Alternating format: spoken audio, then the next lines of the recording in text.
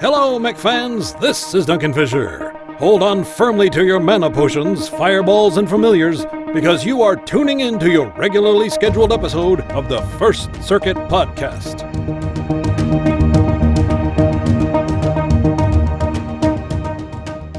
This is the First Circuit Podcast, episode 106, 1000. Tonight's hosts are Ian.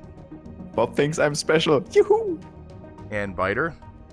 Lark. And myself, Oldbobs 10025. Tonight we'll be talking about Mechwarrior 5 Mercenaries, first impressions, graphics, performance, sound and music, and everything else we can go figure out and go talk about Mechwarrior 5 Mercenaries. All coming up. So, Ian, what is your first impressions? Actually, what is everyone's first impressions of Mechwarrior 5 Mercenaries? I feel like I should start this round. You think you should start this round? Go ahead. I'm going to start. First impressions of Mechwarrior 5 Mercenaries. First impressions, it looks great, it sounds great, it plays great. I love the game. But I'm going to have to add my second expressions are a lot more negative than that. And more on that later on. And how about you, Biter? Well, I think I've only been watching videos, watching streams, this, that, and the other. So it's I'm a bit divorced from a lot of the proceedings. It is at least very much what you sort of expect. You're being thrown into these basically skirmishes. I'm glad that you're actually not always stuck with like stock mech loadouts. In MechCon and whatnot, you can actually fiddle around, try all the different weapon systems, all the different mechs, etc., etc. But yeah, to give a general feeling, it's like there's not too much I can say on it. Just in the sense, if you imagine Harebrained Schemes BattleTech, I think they did release the skirmish mode early, and it's like, okay, yeah, this is the gameplay, but the biggest thing that will make or break this game is the career mode. How you manage sea builds, how you manage mechs, how the loot systems are, how you do missions, etc., etc. How the whole thing comes together, and the basic bed and butter of combat in this looks fine, just like in Harebrained Schemes BattleTech. But what really matters is the career mode for me, and that, of course, is still very much up in the air. Actually, that's the same thought that I have. Now this is the demo, so basically this is probably a structure that actually built while back, and so it does have some bugs, does have some issues like with it, but it's probably not the final product of what they actually did. So like all different bugs we're finding and all different things are probably already fixed. And now there's probably some, like say the co-op, which talking to Tina and looking at Discord, they are fixing to make sure it's viable for everybody, to make sure everything's working. So like I said, I was actually watching No Guts No Galaxy and him playing the first day and his impressions. And his impressions were the same thing. It's just like, it's a demo. It probably was built before, like a couple months or, like maybe 7 months ago or something like that. So it's like, okay, we got the demo done, everything's there. And then, then they kind of fix stuff later on for the main product.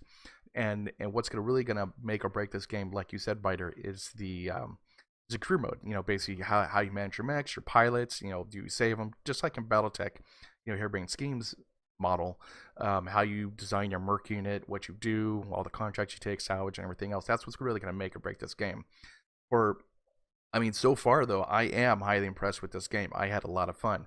Now the only problem is, since there's 10 days left on this game, or 10 days left before the, or actually be 8 days before, 5 days, 8 days before the game does come out on December 10th. Is that what's going to happen is I don't like it solo.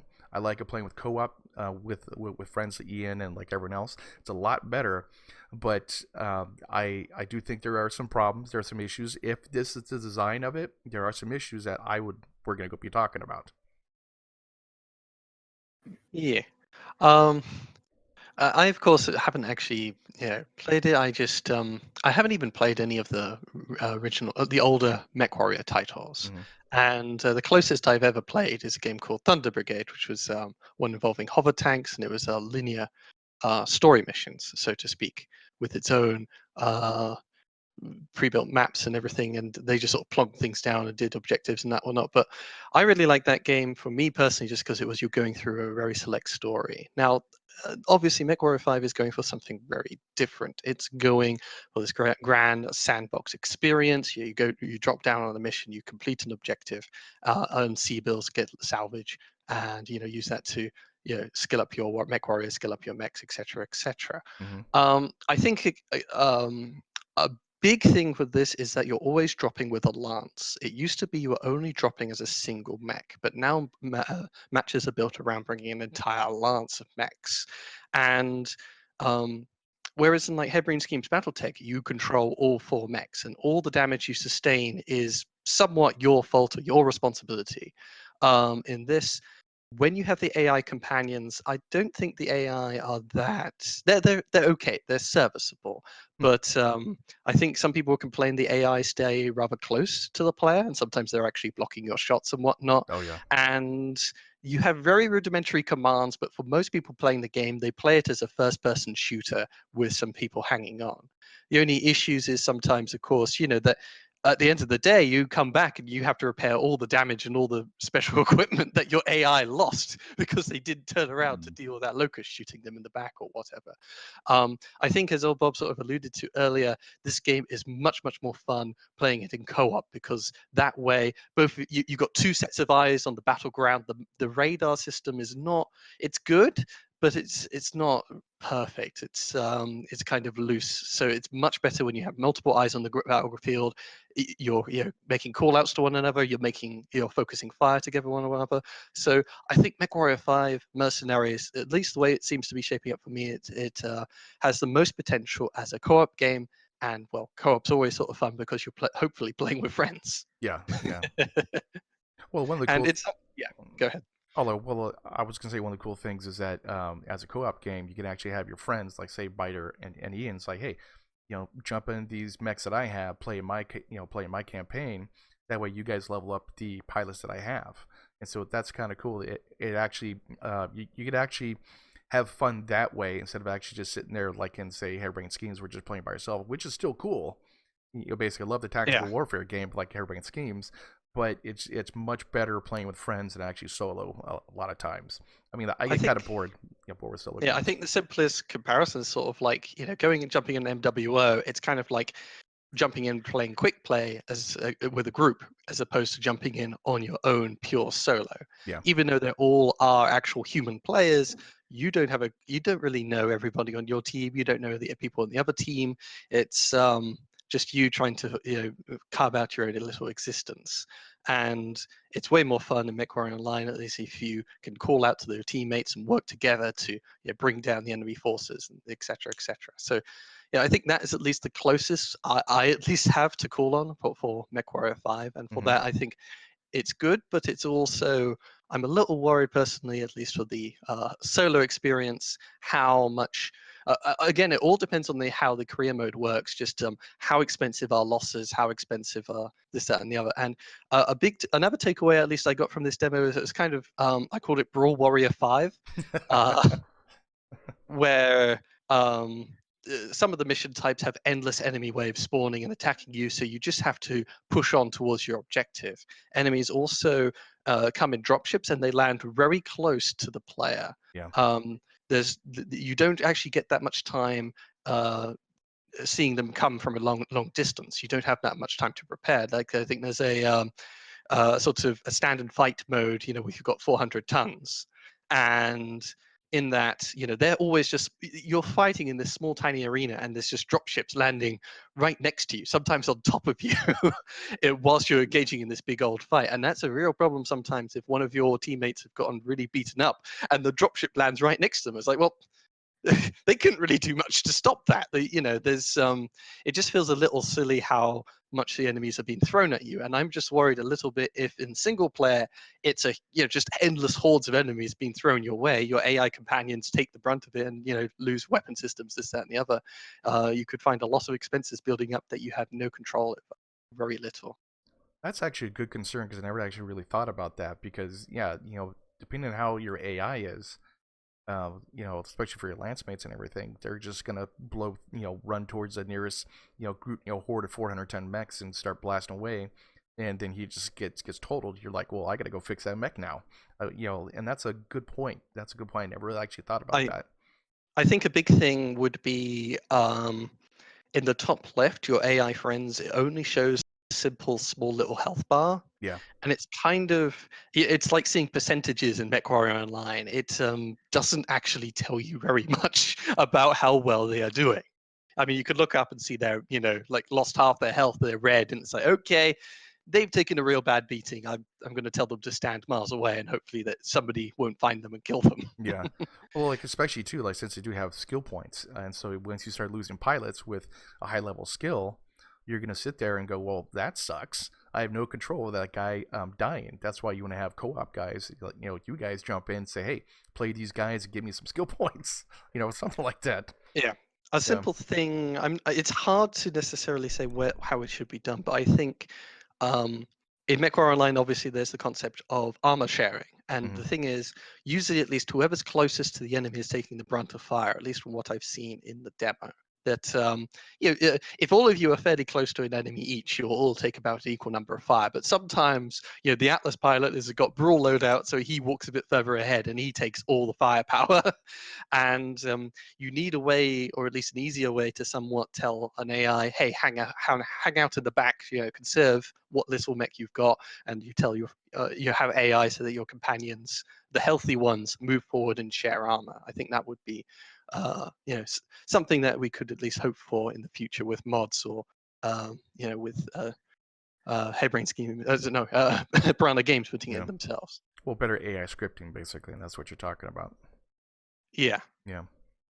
You can tell AIs to move here, so you can deliberately click on the AI that has not taken a scratch and tell them to walk forwards and have them stand there. But that's only really effective if you're doing a more static battle. When you're pushing forward into the enemy, that's a lot more complicated, and you have to factor in how fast the mechs move. And it's just, if you're charging towards a base, for the most part, you'll just be holding W and have your AI companions follow you, and you have to just make do with the situation. Well, especially like when there's like 60 small laser turrets popping up all over the place, and 40 aircraft and helicopters going around, and 60 tanks on you. So you're like, okay, go to this spot here, please, please, please. But that's, it's a lot of different things you got to go factor in as far as when you actually do the career mode. Yeah.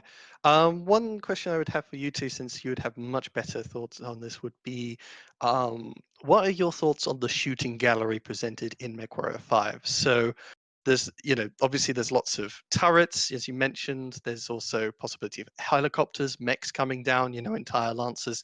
How do the firefights play out? How do you feel about, focusing down targets? I'll let Ian go first, and then I'll go. We dove kind of on the deep end here. So my thoughts were honestly still in a different corner. For the shooting gallery, I think it all comes down for me to the things that were mentioned: time to kill and number of opponents. And I think currently the number of opponents is way too overwhelming. The reason for that is that time to kill is really low. It's super easy to kill enemy mechs. So they obviously have to throw a lot of mechs at you to balance that fact. And a lot of vehicles take like one hit. Yeah. Vehicles blow up way too fast. Choppers are fine. They are supposed to blow up fast. VTOLs, they actually take a fair hit to go down. But mechs are the big thing for me. Mechs die way too fast, in my opinion, especially when you're a human player and can focus down center torso. So it does literally become a shooting gallery. I think that picture's pretty decent, especially in the Warzone mode in the demo. You just kind of stand still, wait for the enemies to spawn in, and then you start one-shotting them. CT there, maybe 2 hits on a CT for that guy. And I'm not a huge fan of that system. I think one of the improvements I would suggest is increasing time to kill. Yeah, actually, for mechs, at very least, for mechs and vehicles. I definitely agree with you on that one. The vehicles, especially in the tabletop, they do take a certain amount of damage, and so they're easier to kill than actually mechs. But vehicles should be kind of tougher. Time to kill for mechs, yeah, I definitely agree on that. Oh my god, I'm sitting there like, okay, well, we sat there and did the Warzone mode, and we just sat on top of a hill. It's like, okay, awesome, boom, done. Get this guy, the stalker, done. It just every single time, but just it really didn't feel like you're fighting a enemy. You're just fighting just arcade style type things going Yeah, against practice you. targets. Yeah, practice targets, and that's what it kind of felt like. But of course, so like Rush did say that the AI and everything else is on easy mode for the demo, and so like But, yeah, go ahead. but AI on easy mode is not going to change the fact that Oh yeah, you can yeah. easily focus on a standard torso on slow mechs. Well, yeah, And it's not going to change the fact that vehicles don't have components. Like, that's one thing that really surprised me, coming from Hairbrain Schemes BattleTech, which was kind of the first time I have really paid attention to vehicles, because Mechwarrior 4, Mechwarrior 3, they had vehicles, but those were kind of just, you blew them away and were done annoyances. with them. Yeah, The afterthoughts. Yeah. Yeah, they're tiny little annoyances, Mechwarrior 4 and 3. And Mechwarrior 5 is going on a similar trail. Yeah, They're a Mechwarrior bit 5 of is an going a similar afterthought. trail, but me coming from Hairbrain Schemes BattleTech now, I've grown to see tanks as an actual threat, at least something like a Demolisher or an SM on LM carrier. mm-hmm. And the Mechwarrior 5, they just poof, gone. Yeah, yeah, Yeah. yeah. Basically, it doesn't really feel like the mechs are kind of like a counter against you. You're just like, whatever. I'm just gonna kill you and get salvage. Basically. And I think over time, if people do a lot of these different types of missions, that they'll feel like that, because the time to kill is so fast compared to what you like. I was reading the beef just sat in the middle of the field and took hella damage, and he went to get a beer or something like that, came back, and he's still there, and he's still doing his thing. So it's like, you have such high rate of time to kill compared to actually the arcade style like robots out there or the mechs out there. Yeah. Yeah, I mean, that comes down to the enemy AI being on easy mode. That's fine. They can't aim in this demo. Yeah. If they are actually elite pilots in the late game, they're just gonna start crowing you out, and you're gonna have the same issue with going down crazy fast. And I don't think that is fun either. Mm-hmm. If the player dies too fast because you were unlucky, there's spawned a king crab, you didn't pay attention fast enough, king crab got 2 salvos of your dead. I don't think that's... replace the king crab. I mean, you're gonna replace your own mech if the enemy king crab just 2-shots you. Mm-hmm. I don't think that's too fun either. So yeah, I would very much agree. From my impressions, it does. At least the demo presents a lot of enemies that are relatively easy to kill, that don't pose much of a threat to the player.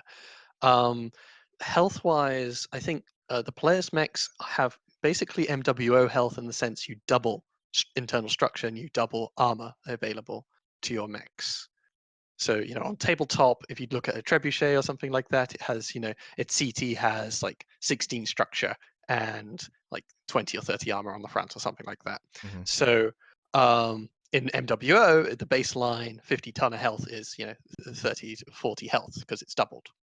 And then you've got quirks on top of it. But yeah, since we're in a first-person shooter environment, and the weapons can be fairly precise, I always wondered, if you get that medium laser hunchback, it should be able to melt center torsos really effectively. Yeah. So just like in MWO, I think the player's health is doubled. Now the question is the enemy's health doubled? Well, here's the thing: the enemies die too fast to really figure that out. Yeah. Yeah. I'm just saying, if you if you got like the Annihilator for AC-10s, and you put them bang on the center torso of a mech with tabletop, that might be enough to kill something like a 35 tonner in one go with stock armor. With MWO health, though, I think it would kill Locust still, or at least Maybe for reference, the Nightstar with dual Gauss, it's gonna take me 3 salvos to kill the Archer center torso. Mm-hmm. So that That's would be 90 damage. 90 points of damage. Maybe we could test this sometime. We just blow each other away. Yeah, we I need to look at the... should absolutely test that. Yeah. Yeah. Because it could very well be, yeah, if at least, there's always the potential for modding in the future. They leave the game open for modding, so players can double the health, just so that the player and the enemies are on an even field if they aren't already, and reduce the number of enemies spawning in and make them spawn further away, etc., etc. So, yeah, I mean, it is a demo, and you aren't able to fiddle with the settings. And Mechwarrior 5 has shown that they released a video saying, "Oh, here you can edit the settings," and obviously there's the chance for modding. So, yeah. Or all our complaints about, or at least my slight gripes with the shooting gallery, that is what they wanted to present to an audience to just show the game at sort of its most, just the player pushing into a horde of enemies and blowing them all up. It's kind of a bit of a power fantasy. And if you want a more kind of grounded experience where you go in with your lance against just a single enemy lance and it's a real tough fight because you want to make sure you don't, get any destroyed components and you have to really outplay them, that you can do that. You can mod that or you can change the settings, hopefully in the future. Yeah, yeah. Yeah, we've talked a whole bunch about gameplay already. Do we Mhm. want to take a step back and just do some of the more overarching stuff like graphics? What do you guys think about the looks of the game? Because I've had a interesting discussion in Lash's Discord where someone claimed MechWarrior 5 looked worse than MechWarrior Online during its release, What? which is ridiculous. But okay, Mm. apparently people think that. So what do you guys think? So far, I mean, I love the textures. I love the environments are beautiful. Running through buildings, I mean, I'm laughing maniacally running through buildings and doing that kind of thing. That was kind of fun with the demolition thing. And the only gripe I have, I guess, with the graphics would be the buildings, the bigger ones. They turn out to be like Christmas trees once you destroy everything on it. It doesn't come down like a normal building, or doesn't do anything. It's just like, okay, that's a block, I guess. But the environments, the trees, the grass, the rocks, the water, like everything else, it just looks beautiful. And the mechs themselves, um, they look good too. They're not clunky. The pixels are fine. The just everything about them, the paint jobs, you can actually see some really nice paint jobs on them. And I like the graphics. It works good for me, and I'm running it at high graphics, not the maximum, because I'm streaming at the same time, so I gotta kind of reduce it down a little bit. But like overall, I'm highly impressed with the graphics. But it uses the Unreal like engine, and so that one's a little bit good for graphical type stuff. Um, I would say it's a difficult one. I would say it looks different, and I don't like things that look different. It's the simple, crude way to put it. But like, there's a lot of interesting little changes that, for me, sometimes take away a little bit, or at least there's some funny things. For example, medium lasers in MechWarrior Online, of course, they're these big, obvious green beams, kind of a little simplistic. But when it comes to tracking where enemy fire is coming from, where the fire is going to, where your own beams are, how convergence is working, etc., etc., I find those big, obvious green beams are a very obvious indicator. They're much easier to see than these kind of, more realistic-y laser beam things that they're trying to do. So, those more realistic laser beams that they do look kind of cool, but it also is a bit harder to, just sort of out of the corner of my eye whilst I'm focusing at a target, see who my lance mates are shooting at or whatever. It's just, and there's other things as well. I think the level of detail. Can I just, Yeah. sorry for interrupting, by the way. Can I just say I love the fact that you're trying to try hard in a single player game already. And I didn't even play it. But, Yes.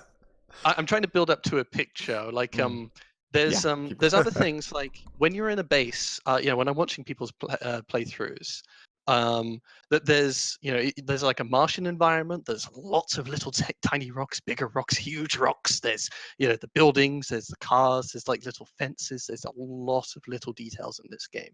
Like if you get a camera and sort of basically get a walking view, like if you were walking around on these maps as a human, Mechwarrior Online maps would be really plain and boring. Yeah. And Mechwarrior 5 Mercenaries, I mean, there's still a lot of empty space, so to speak. It's not, it's not going to be like the middle of a city, an RPG or whatever. But when you walk through those spaces, there's a lot of detail down there on the ground. But the thing is, sometimes you've got these grey rocks, these grey buildings, and the grey tanks. It all just, there's so much detail that it all merges together. And in some regards, I think there's an issue with the game that a lot of the things, like for me, I struggle to see the turrets, at least when I'm watching people play. Yeah. And what people shoot at is the red triangles, because the markers above the targets is the best way to tell that targets are there. And if you didn't have that, you would actually have a much more difficult time of actually telling friend from foe, or random block in part of the city, or a tank aiming at you. There's other things as well, just to make some examples. When you have you're assembling your 4 pilots and your 4 mechs. It's obviously the graphics are better, but the background is this very intricate sort of mech hangar background. Whereas in Mechwarrior Online, of course, you've got this big, mostly empty hangar, which makes the mech stand out so much more than Mechwarrior 5. So the balance is, at least with the more fidelity, there's a lot more to keep track of, rather than in Mechwarrior Online. The lower fidelity means there's just the mechs and it's simple and easy. Well, I think though that this is the demo. This is the demo, so they actually have kind of like just a plain background type thing compared to what the normal campaign is. The normal campaign would have, you walk around the mech bay, you see your big mechs all damaged and all that kind of stuff, and you walk over and kind of fix them up and everything. So like it's completely different compared to what the campaign is. But yeah, like I do agree with you. It's just like, okay, it's a weird mech bay that has 4 bays, and in line should be like a leopard mech bay or something like that, or just what have you, like in the demo. But I'm just saying, when you have those 4 mechs selected, they don't pop out as much for me. Yeah. They sort of merge a bit into the background, particularly if their colors similar to the background. If you want gray and black mechs, you won't be able to tell them from the background, which is gray and black. I would say that screen we have seen in previews, that you go to the console, you can edit your builds and whatnot, but then before you enter the mission, there's the select your mechs, select your pilots, which I think was at least a very similar screen to what we got there. So I think this will actually also be in the campaign. Presumably. Also, the fact that mechs and tanks don't really pop out kind of leads me to one of the things that's on my wish list for Christmas. I want metallic armor that actually shines in the sun. That's the thing I'm kind of missing in this game. I feel like the reflections are too low. I mean, obviously, you don't want reflections. You kind of want to hide your mechs as far as you can. But I want it for looks. Well, they'll, modders will make this. Trust me, modders going to go crazy like on this game as far as what they're be doing. Like I've been asking modders to go do certain things, like please do this. Yes, but also reflections are kind of hard. So it's not as simple as just changing out the texture for a shinier one. Yeah, true. I mean, I don't know what modding involves, so I have no clue. But who knows? Who knows? Yeah, a lot of the stuff in the game visually is kind of matte, which is fine, but there isn't very much in the way of lights on enemy mechs or vehicles. Yeah. There's not shininess. There's not so much in the way of clouds or lighting. Obviously, they're trying to render a lot of stuff, and the more you try and do different things, and I'm not sure what would make a very good visual scape, but that's sort of the thing. It's just they've gone for greater fidelity, but that obviously comes at the expense of just lots of stuff on screen and trying to make things pop out at you. Yeah. You actually made an interesting point. We've only seen stuff during the daylight, without lights and such. I wonder how the game is going to look at night. There is, they've shown trailer stuff, like the whole king crab in the nighttime firing stuff, and they have like mechs with lights and stuff. That is trailer footage. I don't remember gameplay at nighttime. They showed gameplay in dark areas, but I don't think we've seen proper night missions, and that's something I'm gonna keep my eye open for in the game.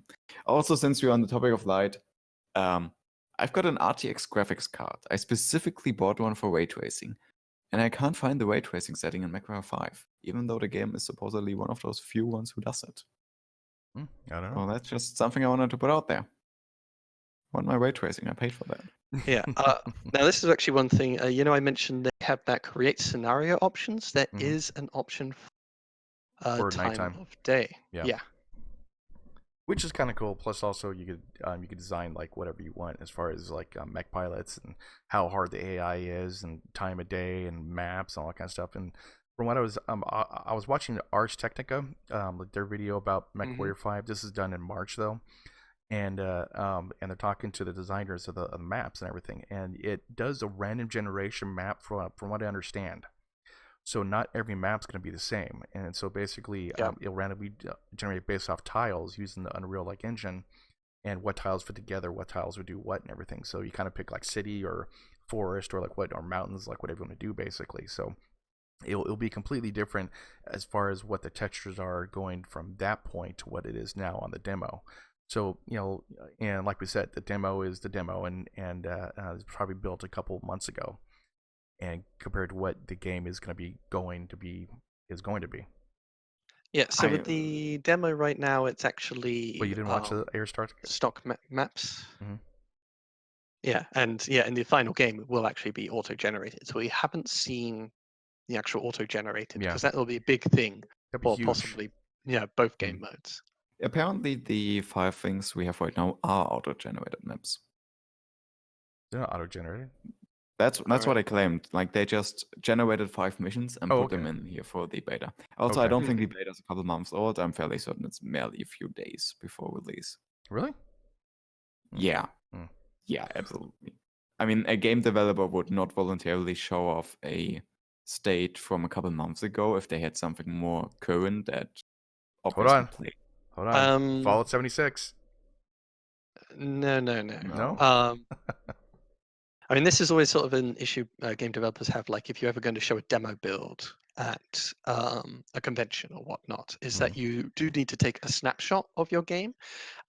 Usually, creating that snapshot, it takes about a week sometimes, just because you want to polish it up, make sure that it presents the whole package of your game. It presents the best face. So I'm not sure. I don't think it's a month, but it makes sense for it to be a week-old snapshot, so to speak. That they said someone, okay, we got the beta coming up. We need you to make it. So, they get somebody in the team to do that for a week or so. Throw all the bits together. That is roughly my guess. It's about a week old. I guess depends on your work model. If I look at my company, whenever we do snapshots, we just take whatever we have, including all of the bugs and issues, and be like, I don't care, do whatever you want with it. But that's just us, probably. Yeah, it depends on the complexity. Like at least with video games, this is just skirmish at least, so it should Yeah. be just whoever's doing the skirmish stuff. They just say, "Hey, have you got a presentable form that you're going to make for the demo?" Yeah, here we go. Rather than the problem with demos, sometimes ones where you actually have a lot more features, is that you do need a week if you're packaging together campaign, skirmish, co-op, etc., etc. Yeah.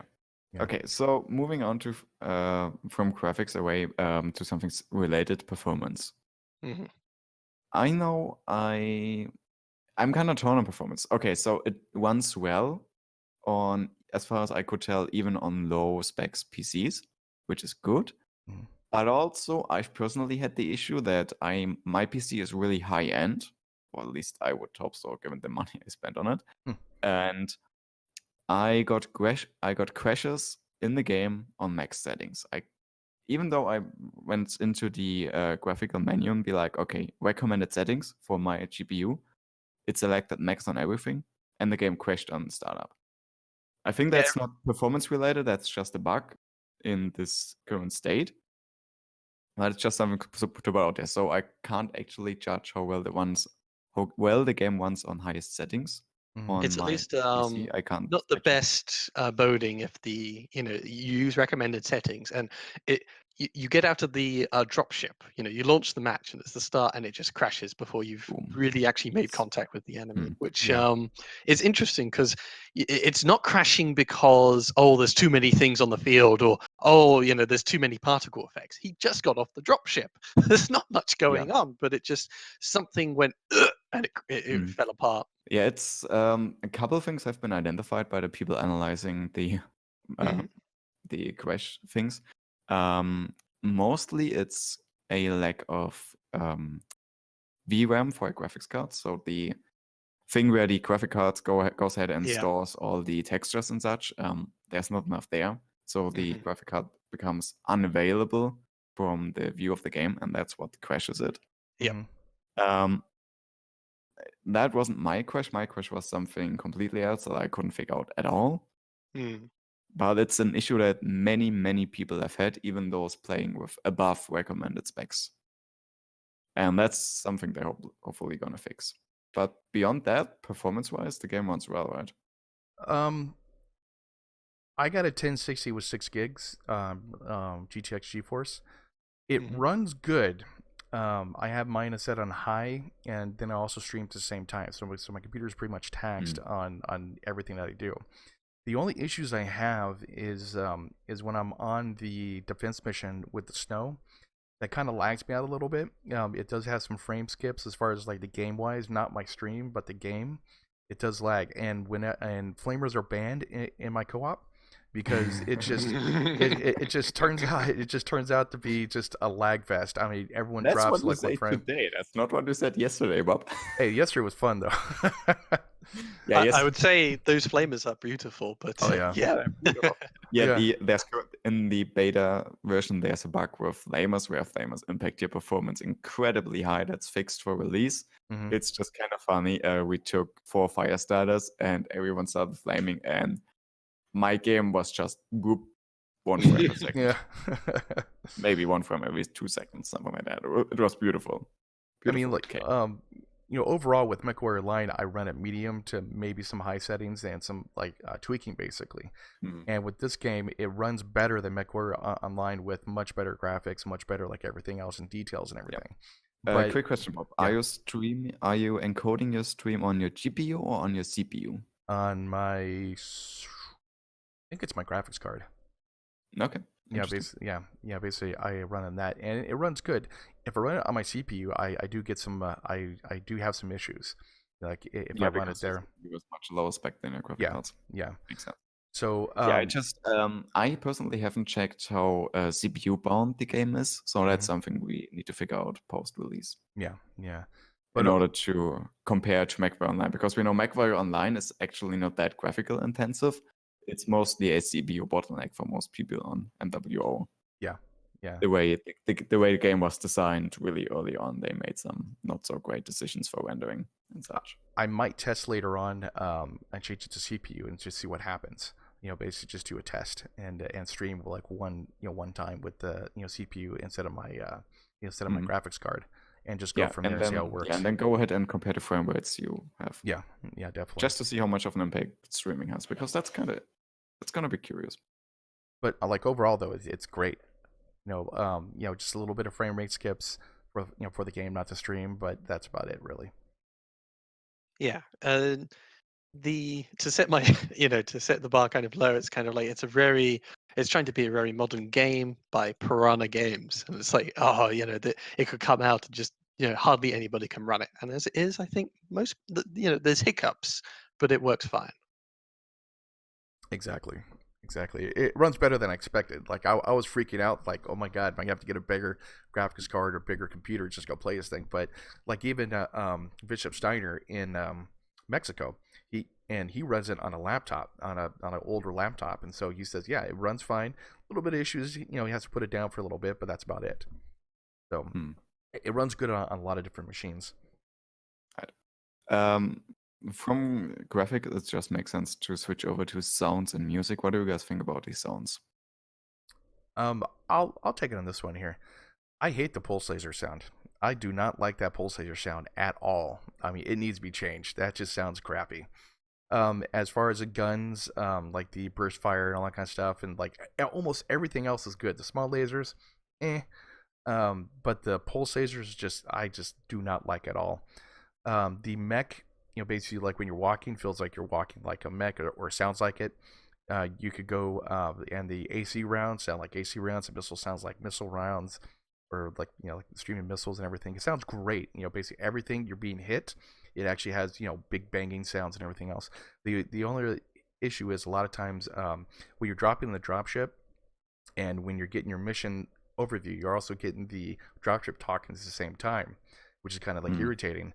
And so I can't listen to what the dropship guy is saying, and to the and to your mission commander saying, here's what you got to do and everything. And that's kind of like irritating, as far as overlapping sounds. But I mean, overall the sounds are great, except for the large pulse laser, or the pulse lasers, like in general. This does not sound like a pulse laser for some reason.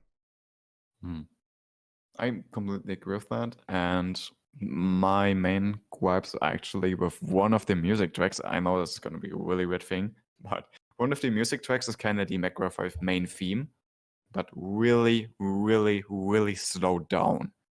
And I got that the first time after I had all of those crashes, and suddenly the main track switches over to the slowed down version, and I'm just like, oh my god, what's happening now? Why is the sound suddenly slowed down? And then a few minutes later I realized it's just the music track. One other issue I did have, and I'll let you go, Biter, sorry man, is the beginning when you load up the game, the PGI like Piranha sound. So loud. And it's so freaking loud. Yeah, it's not skippable. God, I hate that. But yeah. I mean, they've done the same thing in Mechwarrior Online, where it's crazy loud, and you can't listen to it ever. But at least in Mechwarrior Online, you can skip it. Yeah, I know. Go ahead. Sorry. All right. Yeah. The problem with watching other people's gameplay is obviously there's a lot of usually people being annoying and talking over it, so it's a bit hard for me to tell. No. But I think my point is a similar one to the graphics, that the at least for weapon sounds they're different, and I don't like things that are different. I mean, they're quite serviceable. There are a few things I would like to ask and to point out. There's obviously the big first one is the lack of the steamy overheat noise. In Mechwarrior Online, when your mech gets very close to the heat limit, you can hear it inside the cockpit, which gives you an obvious clear indicator. And there's even lower level steam kind of noises for when you get up to like 50% or so. So you don't even have to look at your gauge. With Mechwarrior 5, there is a warning when you get like to 90% or something like that, heat warning. But then you fire, yeah. Yeah, but there's no steamy effects. There's not such a gradual effect. So you have a lot of players initially find that they aren't. They're getting surprised by their own heat bars, and so they learn to always look down at the heat bars. Is how I'm guessing that everyone is managing their heat, which, in my opinion, is a bit of a letdown. Yeah, especially since one of our next points is going to be UI design and the heat bias issues. There's other things. Back in MechCon demo, this would be a question for you guys, is the sound of being hit by an AC2, the gong, is the same as the sound of being hit by an AC20. How much... Yeah, that's still somewhat an issue, because obviously the AC20 is 10 times a problem that you have to worry about.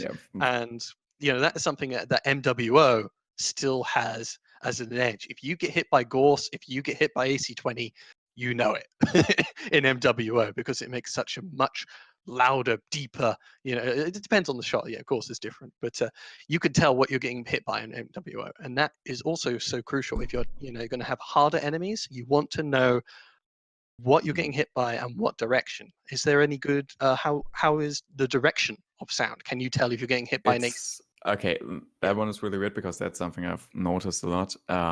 When we have played both the Warzone and the Raid mission, so with Assault Mechs and Light Mechs respectively, I got hit by Partisans with their, not Partisans, Scorpions with their AC5s.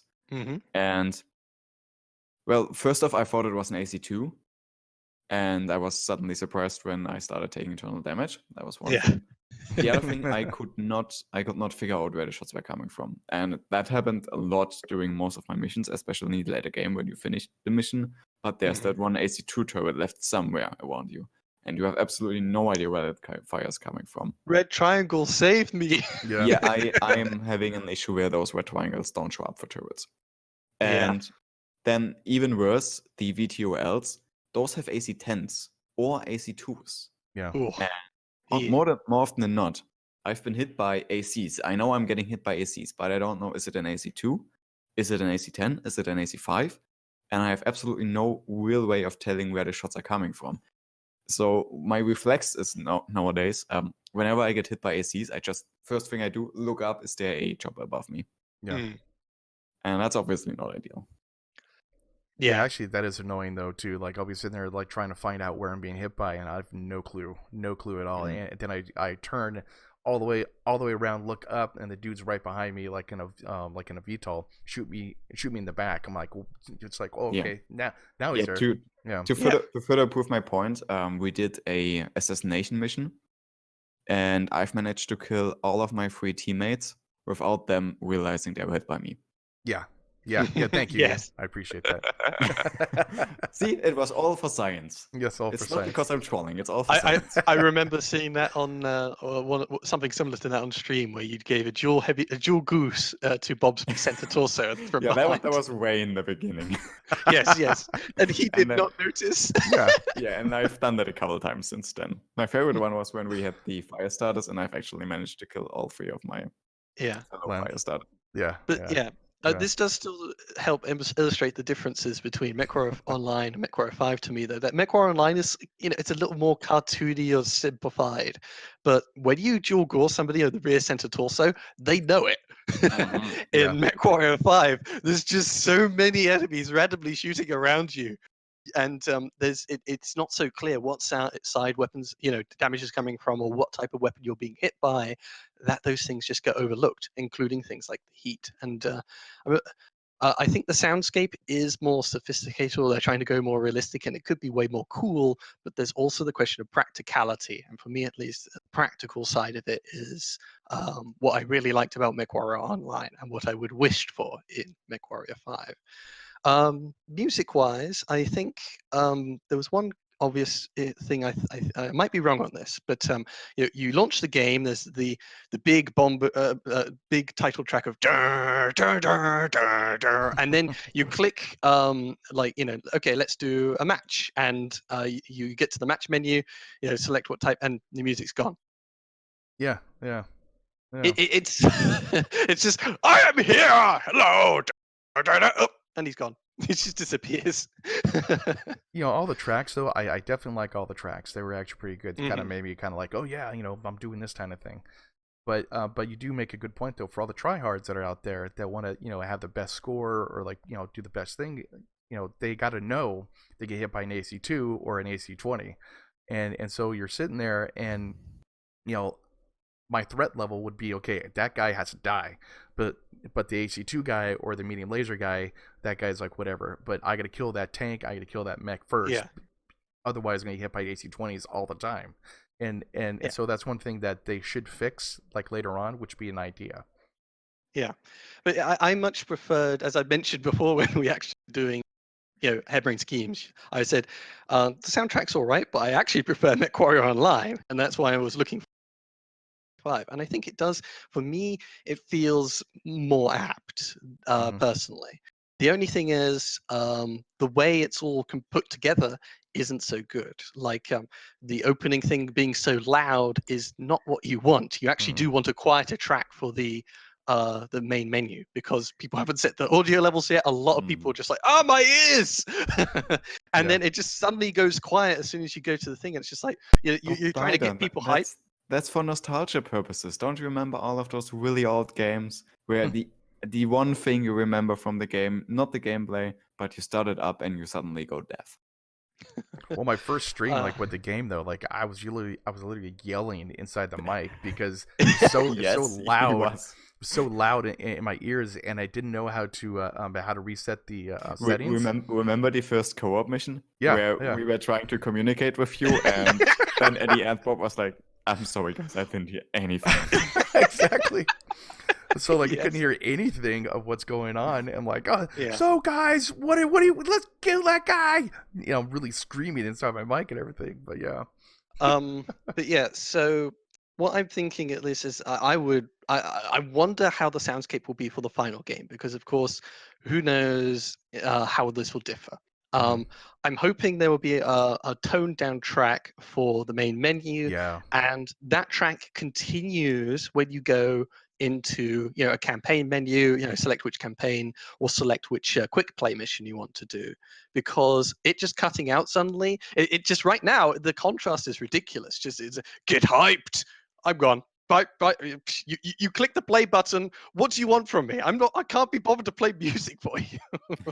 And a key thing for these kind of games, and this was one of my biggest complaints for Harebrained Schemes soundtrack, was of course the selecting your mechs and like the reward screen music. If anyone has played XCOM, when you're selecting the loadout for your squad, that is the time you want a really hype track to get you into, get you interested into the fight that's going to happen. And if that big bombastic theme that they have, I wouldn't necessarily put that as the loadout or the payout screen. I would have it sort of, you've completed your objective and it gets louder, or it builds up in intensity as you get closer to the dropship. hmm So it's just sort of as you're reaching the dropship. For me, that is where that soundtrack would really shine. As it is right now, from what little I can tell, the soundscape, I prefer the music, but it's not being used as well.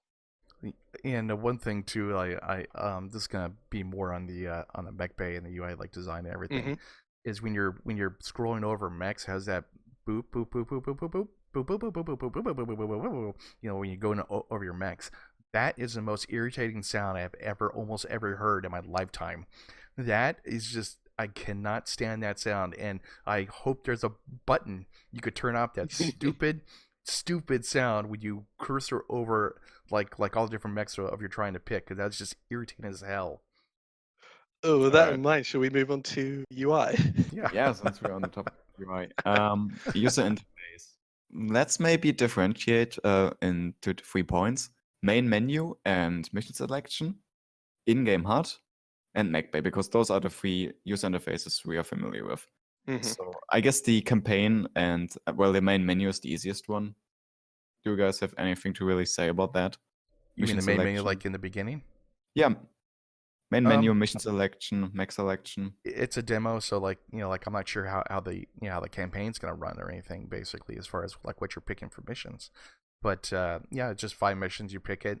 I wish there was more information. Kind of like immersion like into it. Um, you know, who you're fighting. Just a little bit of history. But that's I'm a lore nerd, so I would like that kind of stuff. But I don't mind the mission selection. It doesn't really bother me as far as like different things on it. I think a consistent theme for selection of missions and things like Mech Lab and whatnot for me is that a lot of the boxes are really quite big. It's sort of a very big boxy Yeah. UI design. Um, for the most part, I think things like Harebrained Schemes BattleTech got it right, where you can have small boxes. I can find it in my. Most people can find those little drop-down menus, this, that, and the other. I don't need everything to when you're. It just feels a little bit. I don't know. It's just sort of a Mechwarrior title. These things are always quite complicated. There's a lot to learn and figure out. Hundreds of different mechs available in the game, and then it's just sort of okay, Grandpa, please click the play here button. It's taking up a quarter of the screen. You won't miss it. Yeah. Here's something that just came to my attention when I looked at the select scenario screen. This looks like it's gonna be built for a controller. With the way the currently selected pops out, the way you could clearly use your arrow keys. I mean, it doesn't take your arrow keys because I don't know, but it kind of feels like some of these menus are just built for controller. Well, if they went to the console type thing, I'm sure we'll sell a lot more copies. Basically, like also too, like you use a gamepad for an Xbox 360 to go ahead and do different things for the game itself. Yeah, in fact, you even play the game with an Xbox 360 control pad. Yeah. So, I mean, I don't see why not. It wouldn't go to a console. Yeah, I don't see why not. But I'm with Bida here. Mechwarrior Battletech games are usually pretty complex. I don't mind them being specifically designed to be controlled with mouse. And so, I don't know, it looks fine. It looks perfectly fine to me. It feels not quite it's not quite what I would have expected. I mean, like, I would like more detail, basically. Just like Biter said, like more drop-down menus, more like lore type things where they're talking about different things. Who is Kurita, who is, Lao, and all that kind of stuff. That'd be perfect. Or who they're fighting on what planet, or like whatever, basically. I think that'd be kind of cool. But of course, that's probably part of the campaign. Yeah, that's campaign. Yeah, or the battle zone that you're going to fight in, basically. Okay. So I guess consensus on the main menu mission selections, it's fine. Yeah. It's not outstanding, but it's fine. It gets the job done. Yeah. Yeah. Grandpa, click here. All right. Let's move on to the two controversial things, I guess. User interface, your HUD in the mission. I have a lot of gripes with that one. Like, for example, I'm not a huge fan of the paper dolls. I'm absolutely not a fan of the map positioning. I think Mechwarrior Online kind of had the in-mech HUD nailed down. I don't quite understand why they changed it around so much. The map for me is really difficult to use, even though it should be on the same height as my eyes, since it's the top of the screen. It's really difficult for me to look over there. Stuff like the heat bars, it's so far down in the screen and it's so not obvious. I consciously have to spend at least a full second looking down, understanding what my heat level is, looking back up. And that's a full second I'm losing in combat. And yeah, stuff like that. So I'm not a fan of the in-game HUD. What do you guys think? The in-game HUD, I actually agree with you. The map position needs to be fixed onto the bottom, just like Mechwarrior Line. Just like you said, it nailed it. Basically, I have no problem with it. I can look at my map really quickly, get it done, and then when you bring up the B for the big map, it doesn't really have grid coordinates. And so one of the things when you're kind of like playing co-op, hey, go to grid F7, that kind of thing. That's what that needs, because now as a co-op type thing, I'm like, hey, that building over there. Basically that doesn't, really tell your friends, hey, go over there and kill that building or kill that mech. One other thing too is like when you're targeting mechs, it doesn't say like we have the problem in like defense. We have 2 Orion mechs that drop down. So which Orion mech do you kill first? That's not even the difficult part, because those at least are different variants. One is a VA, one is a V. Yeah. But there were a lot of other things where we couldn't just differentiate. And I was like, okay, let's focus the left quick draw. Yeah. And I actually had to think about where is each and every one of us, because the map didn't really tell me. I just had to kind of look around and see, okay, everyone's kind of behind me. So on the left of us, that quick draw, that's the one we want to focus. Yeah, that's definitely what it needs, like Charlie or, Foxtrot, like F or something like that, like above it or something like that.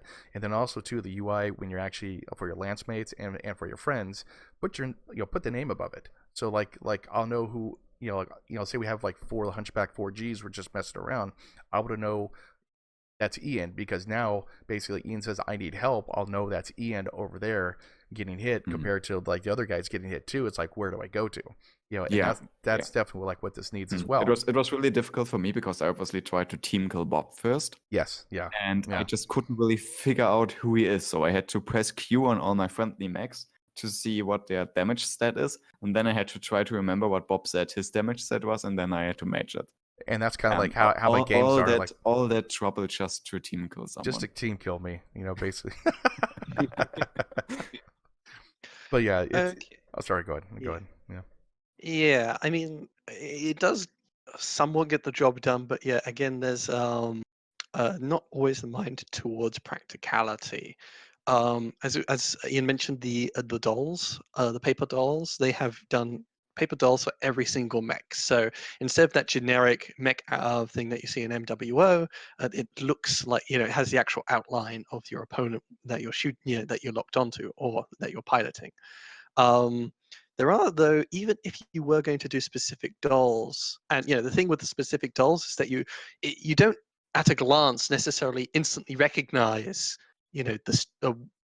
where the locations are. You have to actually remember all the different paper dolls. Whereas in MWO, of course, there's one paper doll that you have to figure out and you're done. But there's other things as well. the rear view shows us how the arms and legs are doing. Now, technically, sure, from the rear you can shoot the arms and legs, but it adds clutter that you already had seen. In MWO, the rear view only shows the 3 rear back panels because those are the only unique pieces of data that you need.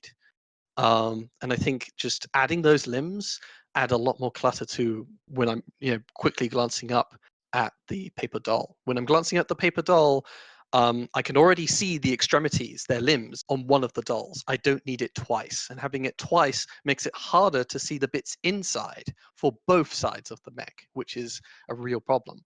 There's also, because you are doing it specifically for each mech, you have and it's always a front view. Well, not all mechs are best from the front. Take the Marauder. From the front, it's really thin. So it's just got this tiny little sliver for its center torso, which is somewhat true, but it also makes it really hard to tell what status they're in, at least as a glance. Whereas a universal paper doll gets the job done a lot more easily. Also, with tanks only have one health bar. So why are we seeing a top view and a side view? I mean, it does help us identify the tanks, but who cares about identifying a paper mache machine that you're going to blow away in one shot anyway? Yeah. The important part with vehicles is just simply their loadout. And then if they have a scary enough loadout, you're blowing them apart. You're not necessarily wanting to tell them apart just by their outlines on the paper doll.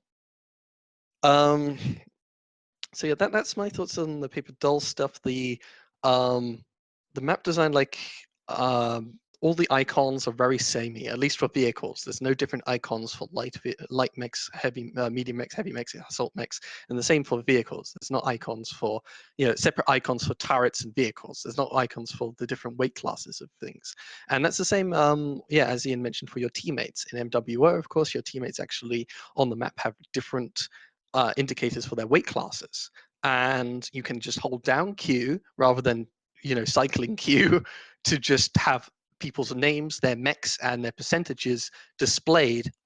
All your teammates that are in front of you. You hold down Q, you can see who's in front of you and what mechs they're in and what condition they're in, roughly speaking. Yeah. Which is a lot more efficient than cycling through and not getting the name of the player. So yeah, there's a lot more clunkiness, I would say, to the UI. Otherwise, things like the weapons, the heat bar, the speed, and jump jets, it's all fine. The only issue I have with the jump jets, it should be like, it roars inside your mech. Like when you have it now, it just kind of like just barely, like you're jumping. That's the sound wise basically could be a little bit higher, I guess. Yeah. I mean, jump jets, since we're on jump jets, one of my gameplay complaints, it takes a second to fire up jump jets. You have to press the button, wait a second, and only then you start actually lifting off the ground. That's really weird. I mean, I understand that to some extent, and it feels right on heavy mechs, but on light mechs, especially if I'm in something like a spider, I want to press the button and start jumping. Because I'm pressing that button when I have to press that button, not because I want to press that button. So taking the extra second is difficult. One thing is the jump jets look like they operate basically like MWO, which was not the best jump jet system, but since it was PvP, you didn't want to make it too expressive. In MW5, can you vector your jump jets? For example, you have a spider. It's got a ton of jump jets. In Harebrained Schemes kind of game, you could just have that spider jump forwards, backwards, side to side. Like if you just hold right and jump jet, you should just fly rightwards. You can vector the thrust. Can you vector the thrust in the game? Not that I recall. I haven't paid attention to that, but the one thing that was really noticeable to me, you know how in Mechwarrior Online, when you run out of jump jet fuel, you suddenly no longer can move your mech. Something like that in Mechwarrior 5, but even worse. Once you run out of jump jet fuel, your forward momentum stops. You stop mid-air. You just fall flat straight to the ground. It does not carry over your ballistic trajectory. You just start falling straight down. And it's the same thing if you have a fast mech and run off a cliff. That's something that happened to me in one of the missions. I went around a mountain. Suddenly, there's a giant valley in front of me. I'm on top of a cliff. I start running over the cliff. And I'm like, oh my god, shit's happening. And suddenly, from 100 kph, I just stop. I stand still in the air and fall straight on the ground. And that just silly. feels so absolutely terrible. Yeah. Yeah, because with it being a single player game, it's not really meant for PvP. I mean, you can, but Yeah. You shouldn't. you You really should shouldn't. you should be able to make jump jets much more expressive, because I think it, as it stands, I don't see much reason, particularly if you're in early tech with single heat sinks, why you would necessarily take that many jump jets. For the most part, you just want to be a turret, walk forward and take out targets, use cover, stay hull down. You can jump jet over walls and do stuff in cities maybe, but you're putting in 2-3 tons or something Yeah, like and that. even that Why bother? not well. I've had jump jets on one of my heavy mechs when I did one of the demolition missions, and I got stuck between some of those tiny walks, and I couldn't get out. Even with my max jump jets, I had the catapult, which has 4 jump jets, which is a fair bit for a heavy, and Yeah. I couldn't get out even with 4 jump jets because of the forward momentum cancel thing. Yeah. So I actually had to take my lasers, blow apart all of the rocks I got stuck on, and then walk out. Jesus. Yeah, and that's a 4-ton investment that doesn't even help you get out of a tight Yes. spot. Like that's I hope that modders in the future will be able to make jump jets fun, because that's the point of this kind of single player game. You do want to actually make it worthwhile the tonnage that you're investing. Yeah. Yeah. Hmm. As far as jump jets, though, like I use a spider like one of the times, and that thing just jumped like crazy. But Yeah. but like you said though, like once you lose your once you lose your fuel, you're like, okay, this kind of blows. This is kind of like interesting. In MWO, you could just hold down W, get to max speed, hold down the jump Mhm. button, and just do a long jump. But in Yes. Mechwarrior 5, they made it harder because of that cancelling of momentum. They Yeah. made it harder in the single player game, and people already thought that it was kind of limited the expression in the multiplayer game. Yeah, and I haven't noticed or I haven't tried yet, but running sideways, like I know, like Mechwarrior Online, you could run sideways and then jump like crazy. Hmm. Basically, and have go to the right side. I haven't tried that out in Mechwarrior 5, and I think I will try this out actually. Yeah, we Yeah, should. Yeah. yeah, In definitely. MWO, there is actually vectoring of thrust, only a little, where if you're standing stock still and you press the jump jet key and forward, you will actually fly a little bit forward. It helps you get on top of ledges.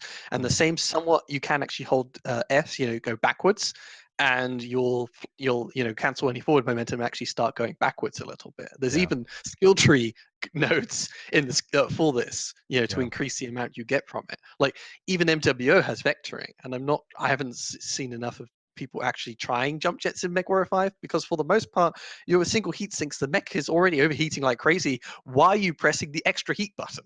Well, actually, like when I did one of my intros, I used a Irby. I was using the cam, so I just wanted to jump up, but it does actually move you forward just a little bit, and so like I had to All right. move backwards. I had to move backwards a little bit Mhm. and then jump in front of the camera, type thing. So yeah, it does do vectoring as far as move it forwards.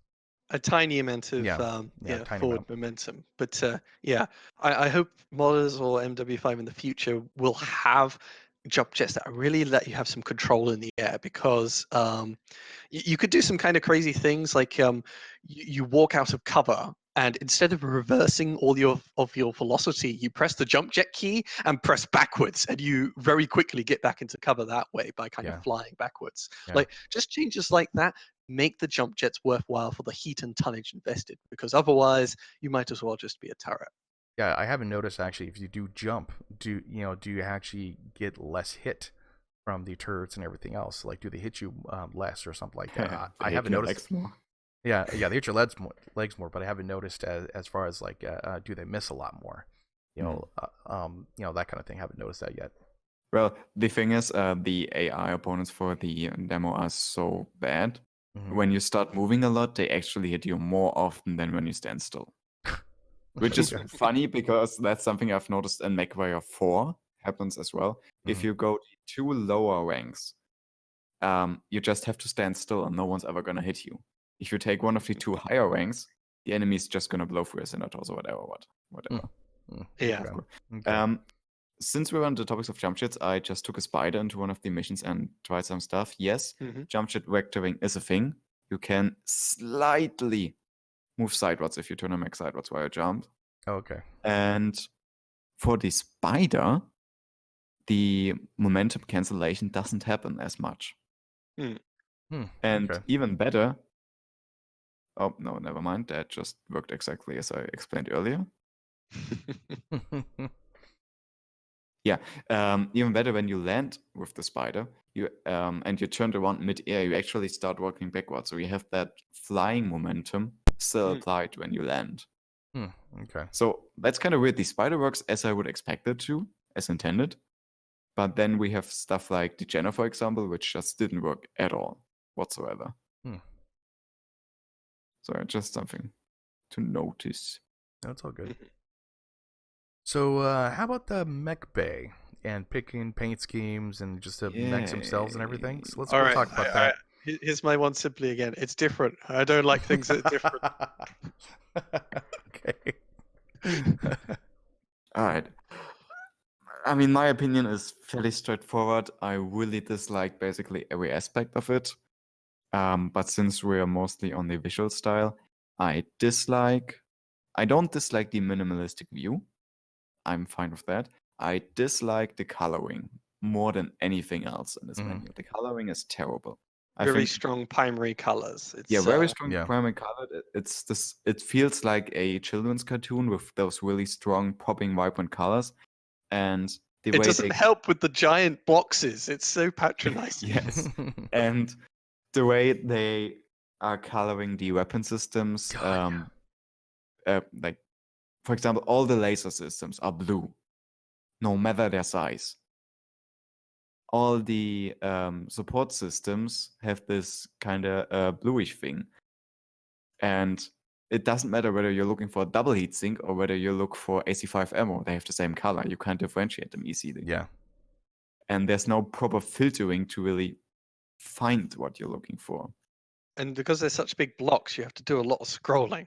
Whereas in Yes. MWO, it just sort of gives the text description, and there's a lot of lines of text. So you sort of just remember where the weapons are placed, and all of them are visible, more or less. I mean, if you're going into clan ACs, LBs, UACs, and whatnot, there's a long list. But yeah, for the most part, it's a lot easier to work in MWO, and that's sort of my feeling is a little bit as well. Like I know I joked about the different thing, but I'm not a big fan of Mechwarrior 5 or Harebrained Schemes BattleTech simplifying the Mech Lab as they've done, in the sense that they are hiding away details that are like details are actually hidden away from the player. So you don't know necessarily if your mech has XL engine, if it has endo steel. In fact, for the most part, I think probably just like Harebrained Schemes BattleTech, if it has an XL engine, you get the weight savings and none of the detriments.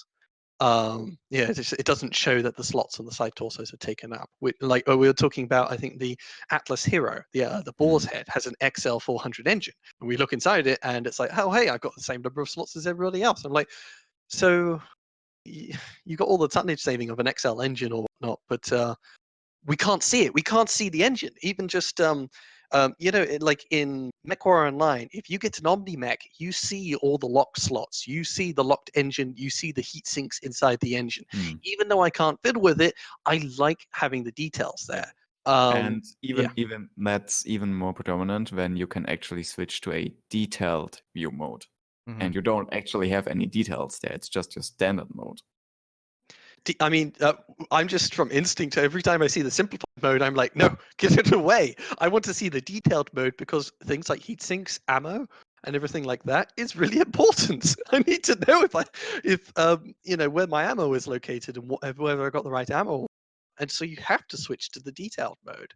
And you get into the issues, the same with Harebrained Schemes BattleTech, where you can see the speed of the mech, but you don't know how much tonnage is going into the engine, into the gyro, into the cockpit, into whether it's an XL, whether it has endo, whether it has Pharaoh, any of those things. It's all hidden away from the player. And for me, the feeling of verisimilitude is taken away when you hide those details. Just I think the best iteration of the Mech Lab for me is Mechwarrior Online. Actually, I'm probably gonna be different on that though. I actually like the simplified detail as far as like you got the large missile system, the medium missile system, and everything else. It makes the mechs or the mech variants actually more of a distinctive. Maybe, sorry for interrupting you again, but let's maybe talk about the looks first and go into the functionality Okay, later. looks. That's a completely different thing. Okay, looks Yeah. as far as what Ian actually said. He actually brought up a huge point. That's one of my biggest things about this is the ammo is the same color. It's all green. So it's really hard to actually go find that ammo inside your mech under the detail type thing. And I'll jump out and says, oh, you have SRM ammo. I'm like, well, crap, where was it? And so I got to spend a little bit more time. But that's the ammo should be the same color as a weapon system. Like say missiles are orange, it should be orange. Probably for the ballistics, the same thing. I think it's gray or brown or something like that, right? It's purple. Purplish. Okay, purplish. Yeah. Okay. Oh my Purple. god, we're getting if any female watches this, we're gonna get so much flack for naming those colors wrong. Okay, purple. So it should be the ammo for the ballistic system should be the same color as a weapon system. And having to scroll through like the double heat sinks and single heat sinks, it should be kind of like different, so I could differentiate while I'm quickly going through it and go, okay. I'm like, I know exactly where it is now because I've been changing them out like crazy. But the thing is, though, it shouldn't be the same color as everything else. And that's I think, yeah. Again, with the traits of simplifying it, of course, when the things are equipped and whatnot, just you unless you hover your mouse over the actual equipment, you won't see necessarily its tonnage, its slots. Well, I mean, the slots is actually is obvious, but the tonnage, how it works, etc., etc. The damage it does is a big one. It just says like medium laser. In Harebrained Schemes BattleTech, it says medium laser, 25 damage. 1 turn, 1 slot kind of things. I love just that simple details because it gives you there's things to go by. And instead, the only things we got is those kind of the rarity of the weapons. Like the blocks system. Some of the blocks tiers. are colored in. Yeah, the tiers. Yeah. At least when you can select any weapons or whatnot, the tier system is just adding needless clutter. So all I'm looking for is the name, and it's got on top of it just this big, huge line of boxes that just drag my eyes away from what's important. And it doesn't show me important things like tonnage, damage, etc., etc. I have to mouse over each weapon to actually see what they do. It's just for me it's a bit of a pain. I do not like this simplified system. And another thing, ammo boxes, as you said, instead of MWO system where it shows like a little fraction, 1/2, I think it is, it says half as in text at the end. And some of them, it can say, LBX 10 AC solid rounds ammo half. Like the names could get quite long. Yeah, and it's not even at the end where you could easily find it. It's in the middle of the lane because the last word is always the ammo.